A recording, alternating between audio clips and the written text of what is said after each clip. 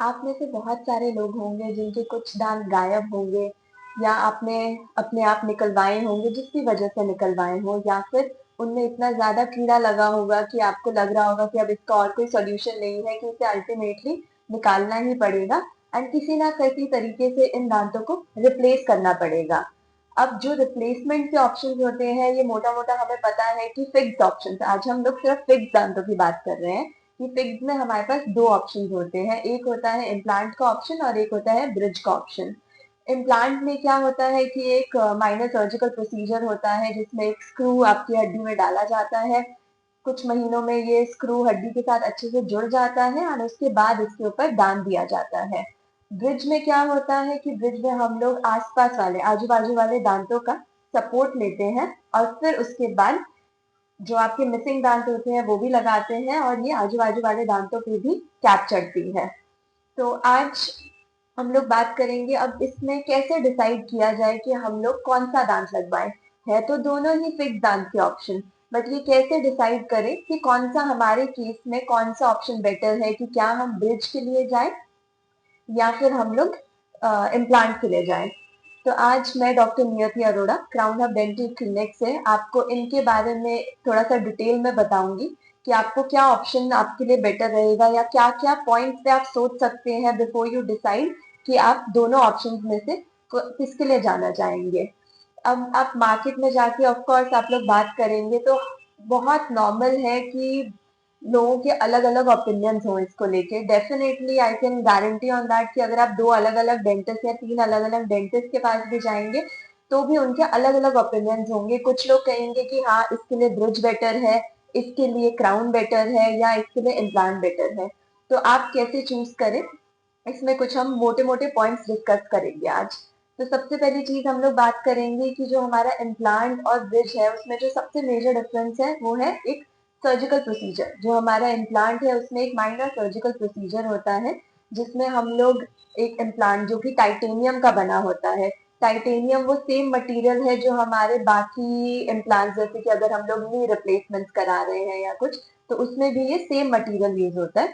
तो टाइटेनियम का एक स्क्रू है जो हड्डी में डाला जाता है। एक बार ये हड्डी में डल जाता है तो उसके बाद हम लोग 2 से 3 महीने का वेटिंग टाइम देते हैं। इस वेटिंग टाइम में जो हड्डी है वो इस इम्प्लांट के आसपास अच्छे से बन जाती है, इसको अच्छे से पकड़ लेती है, और उसके बाद फिर 3 महीने के बाद हम इस पे एक दांत ऊपर दे देते हैं।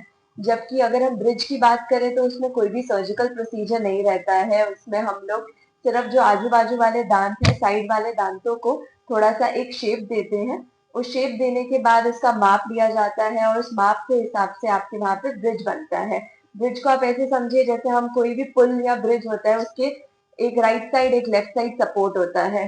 तो हमें इसी तरीके से मुंह में भी जब हम ब्रिज लगा रहे हैं तो हमें एक आगे और एक पीछे का सपोर्ट चाहिए रहता है।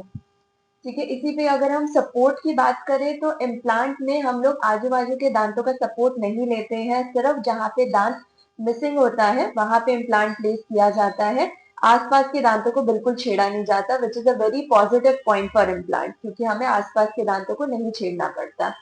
यही ब्रिज में हमें आसपास के दांतों को छेड़ना पड़ता है, उन्हें थोड़ा सा प्रिपेयर करना पड़ता है, थोड़ी शेप देनी पड़ती है एंड उनके सपोर्ट पे ही ये दांत लगाए जाते हैं।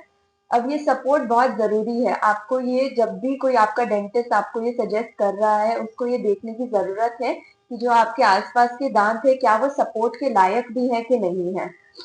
अगर आसपास के दांत अपने आप हिल रहे हैं या उनमें बहुत बड़ी कैविटी लगी हुई है कि उसको बचाया नहीं जा सकता, तो वो दांत सपोर्ट के लिए अच्छे नहीं है। जब वो दांत अपने आप को ही सपोर्ट नहीं कर पा रहा तो वो बाकी मिसिंग दांतों को कैसे सपोर्ट करेगा, ये चीज ध्यान देने वाली है। तीसरी चीज हम लोग जो बहुत ही डिसाइडिंग फैक्टर रहती है वो है कि हमारा बोन सपोर्ट कितना है। इम्प्लांट के लिए हमें बोन सपोर्ट काफी इंपॉर्टेंट रहता है। अगर कहीं पे हड्डी नहीं है, नेचुरल हड्डी नहीं है, कुछ हद तक तो हम ग्राफ्टिंग करके हड्डी को बढ़ा सकते हैं, बट कुछ ऐसे केसेस होते हैं जिसमें हमारे लिए कंप्लीटली हड्डी वहां से गायब होती है। उन केसेस में इम्प्लांट का प्रोग्नोसिस इतना अच्छा नहीं रहता। जबकि ब्रिज के केस में आपको बोन का, हड्डी का क्वालिटी क्वांटिटी देखने का इतना नहीं जरूरत पड़ती। आपको सिर्फ साथ की सपोर्ट आपकी स्ट्रांग रहे, ये आपको देखने की जरूरत है। चौथी चीज जिसके बारे में हम बात करेंगे इस कि अगर आपको कोई लॉन्ग टर्म डिजीजेस है, जैसे कि बोन रिलेटेड डिजीज, जैसे ऑस्टियोपोरोसिस है आपको, या फिर आपका कुछ रेडिएशन थेरेपी चल रहा है, या कोई एक्टिव कैंसर ट्रीटमेंट चल रहा है, उन सब केसेस में आपको इम्प्लांट लगाने के लिए मना किया जाता है, क्योंकि अगर हड्डी ही आपके पास अच्छी नहीं है, हड्डी ही अच्छी नहीं बन रही है, तो आपका इम्प्लांट भी सक्सेसफुल नहीं हो पाएगा। आप बेशक डाल तो देंगे, बट हड्डी उसके आसपास जुड़ नहीं पाएगी, उसको सपोर्ट नहीं दे पाएगी जो हमें चाहिए है। जबकि यही सब इश्यूज में जब ये सब दिक्कतें होती हैं, तो अगर आप ब्रिज के लिए जाना चाहते हैं तो वो रिलेटिवली सेफर ऑप्शन है। आप इजीली एक ब्रिज का ऑप्शन इस केस में चूज कर सकते हैं। अगर हम लोग लाइफ की बात करें कि किसकी लाइफ ज्यादा है, तो बेशक दोनों की लाइफ ही इक्वली ही लंबी रहती है, जब तक आपका इम्प्लांट को हड्डी बहुत अच्छे से सपोर्ट कर रही है। एंड ब्रिज के केस में अगर आप जो ब्रिज के जो सपोर्टिंग वाले दांत हैं उनको आप प्रॉपरली मेंटेन कर रहे हैं, तो इसलिए हाइजीन मेंटेन करना बोथ इम्प्लांट के केस में भी और ब्रिज के केस में भी बहुत इंपॉर्टेंट है। अगर ब्रिज के केस में नीचे वाले दांत जिनसे आप सपोर्ट ले रहे हैं, अगर उन्हीं में कीड़ा लग जाए या वो ही खराब हो जाए, तो उस ब्रिज का सपोर्ट भी ढीला पड़ जाता है। फिर हम लोग बात करेंगे कि हमारा कॉस्ट या एक्सपेंस किस में ज्यादा रहता है। जो आपका इम्प्लांट है और आपका ब्रिज है, नॉर्मली जो ब्रिज होता है, जो मिनिमम नंबर ऑफ दांत या मिनिमम नंबर ऑफ क्राउन्स जो एक ब्रिज में लगेंगे वो है 3। तो अगर आप लेके चलिए कि अगर आप एक मेटल सिरामिक या पीएफएम का आप ब्रिज लगा रहे हैं, तो उसकी कॉस्ट इम्प्लांट से कम रहेगी। बट यही कहीं अगर आप 3 यूनिट जिरकोनिया या ऑल सिरामिक का ब्रिज लगा रहे हैं, तो लगभग आप लेके चल सकते हैं कि उसकी कॉस्ट इम्प्लांट जितनी ही रहेगी। बट अगर हम एक नॉर्मल जर्नलाइज नोशन देखें, तो इम्प्लांट ब्रिजेस से थोड़ा एक्सपेंसिव साइड पे आते हैं, ब्रिज थोड़े से चीपर ऑप्शन होते हैं। अगर कोई हमसे पूछे कि इनमें स्ट्रेंथ में क्या फर्क है, कि किसका स्ट्रेंथ बेटर है, देखिए अब कोई आपका दांत इम्प्लांट में क्या है कि आपने दांत निकाल दिया और इम्प्लांट डाल दिया।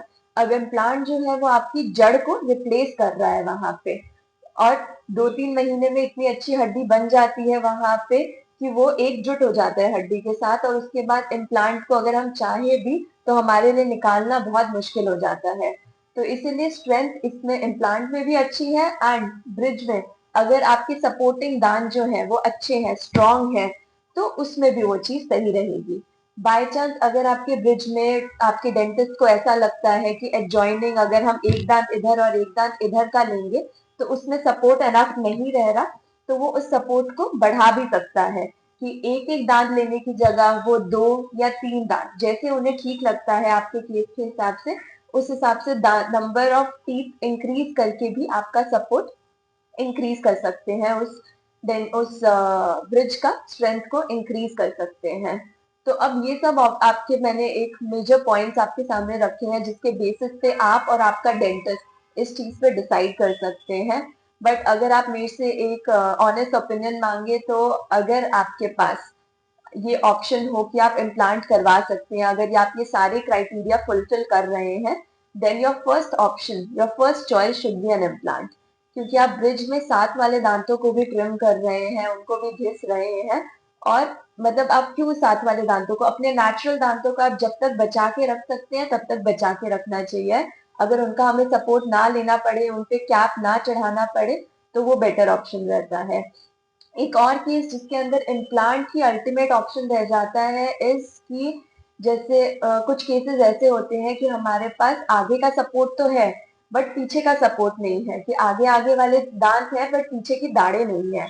अगर आपके पास पीछे का सपोर्ट नहीं है किसी केस में, तो उसमें आपको नेचुरली इम्प्लांट के ऑप्शन पे ही जाना पड़ेगा, क्योंकि ब्रिज में हमें आगे और पीछे दोनों का सपोर्ट चाहिए होता है, सिर्फ एक सपोर्ट से इतना स्ट्रेंथ इसमें नहीं आ पाती।